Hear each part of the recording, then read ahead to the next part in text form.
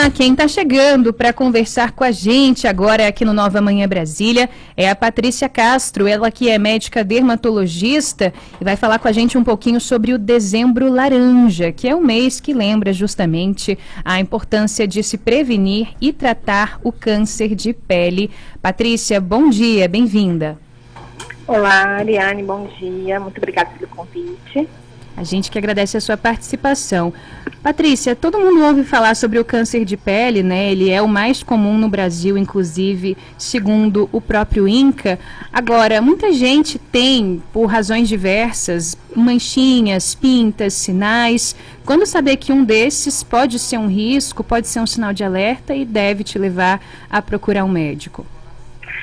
Helena, a gente tem que ficar atento, né? Porque realmente, como é muito comum no Brasil, e aí as pintas, né, são muito comuns, lesões de pele são muito comuns no cotidiano de todo mundo, mas tem alguns indícios de que podem sugerir uma necessidade de avaliação médica para descartar uma lesão cancerígena, né?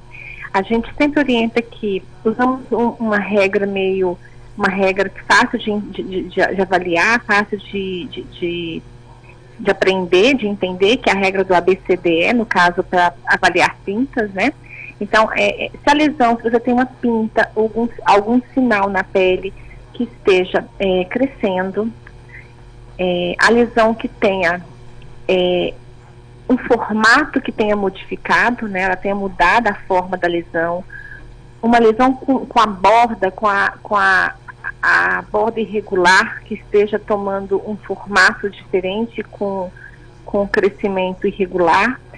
Quando tem duas cores ou mais de uma lesão, uma pinta, por exemplo, se ela tem mais do que 0,6 centímetros, meio centímetro, e se é uma lesão que tem um histórico recente de ter crescido e mudado a aparência. Claro que a gente leva em consideração outras coisas, como a pessoa relatar que tem dor, tem sensibilidade, que a lesão no caso, pode sangrar, machucar e não tem indícios de que esteja cicatrizando.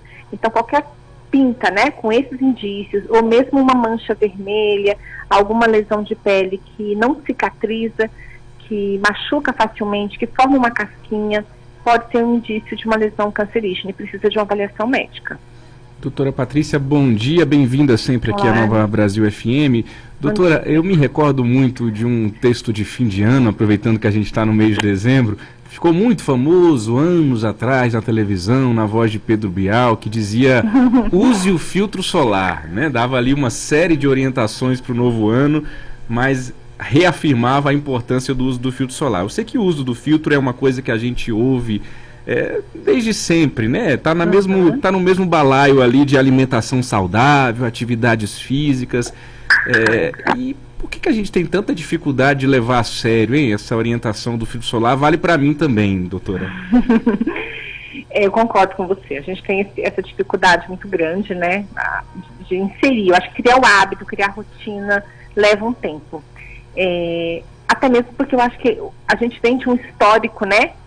Não tão antigo, dos nossos avós, que ainda não existia a rotina, a cultura, e não tinha nem informação suficiente nessa época, no sentido científico mesmo, sobre o filtro solar dos nossos antepassados mais próximos, dos nossos avós.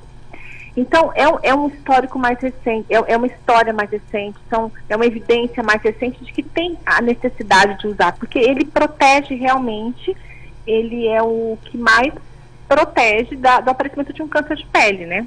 Então, eu acho que criar o hábito na rotina, de colocar todos os dias de manhã, já que o sol o sol, de forma excessiva, ele é um dano que a gente não percebe, a gente não sente, né? Eu acho que isso fica mais difícil realmente de a gente perceber que a longo prazo o sol vai causar dano na pele. O dano dele não é recente, ele faz um dano crônico, cumulativo no DNA.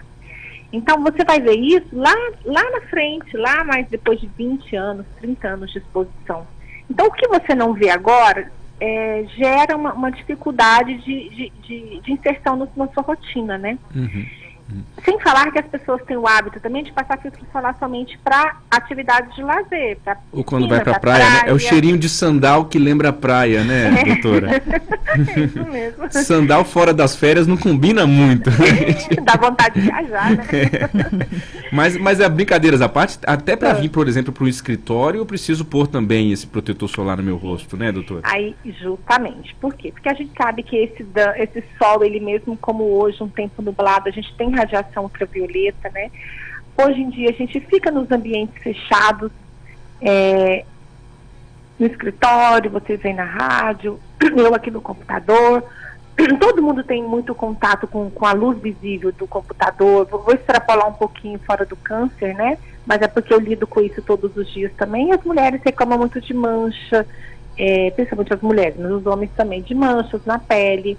E aí a gente sabe que essa luz visível do computador, ela também é impactante para essa questão das manchas. E acaba que é uma exposição velada, porque a gente está dentro de um escritório, dentro de uma sala fechada, acreditando que está protegido do sol, né? Mas é um outro tipo de luz que também pode causar envelhecimento e manchas na pele. Então acaba que esse uso realmente diário, aplicado pelo menos pela manhã e na hora do almoço, é o ideal de cuidado preventivo para evitar o câncer de pele. Doutora, eu vou continuar aqui com outra pergunta, mas antes uma mini pergunta, né? Já que a gente está falando da importância desse filtro solar, que todo mundo no fundo sabe, mas a gente finge não saber. Qual que seria o filtro ideal para a gente usar no dia a dia no rosto? De quanto? A gente fala assim que, de forma genérica, né, generalista, um filtro solar com fator, né, de proteção, tanto para UVA quanto para UVB, radiação UVA e radiação UVB, a partir de fator 30, já é suficiente. É o mínimo que se deve usar. Tá. Então, acaba que a partir daí você já tem uma proteção adequada.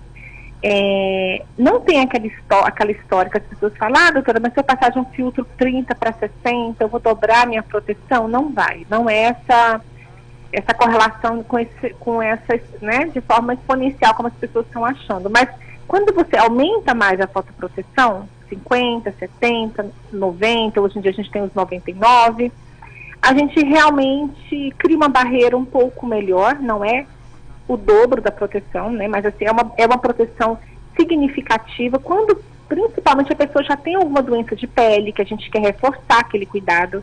Então acaba que a gente indica 50 ou mais, com mais esse intuito de garantir que a pessoa esteja bem protegida, já que a quantidade mínima, né, por exemplo, uma colher ali de sopa para passar, a gente não passa na realidade, né, a gente nunca passa a quantidade suficiente. Quando a gente aumenta o fator de proteção, a gente está aumentando a proteção, já que você vai estar aplicando um pouco menos do que deveria, né, é uma coisa que eu sempre explico para os pacientes. Mas eu acabo indicando sempre a partir de 50, pelo fato de a gente querer também evitar o envelhecimento, as manchas, e para aqueles pacientes que já têm alguma condição dermatológica, uma rosácea, algum tipo de dermatite, um melasma, alguma doença que seja fotossensível, né, que piore com sol. Acaba que a partir de 50 é o que a gente mais indica, mas de forma genérica, a partir de 30, se todo mundo usar 2 vezes ao dia, já garante uma excelente proteção. 8h20 agora em Brasília. A gente conversa ao vivo com a doutora Patrícia Castro, ela que é médica dermatologista. Estamos falando sobre o Dezembro Amarelo, um mês aí de prevenção ao câncer de pele. Doutora, para o nosso ouvinte da Nova Brasil FM, você recomenda, e para todos que estão nos acompanhando, claro, mas especialmente hoje aqui na Nova Brasil, qual a orientação de frequência de ir a um dermatologista? Quanto tempo preciso ir? Quanto tempo? E mais do que isso, quando eu chego numa consulta do dermatologista,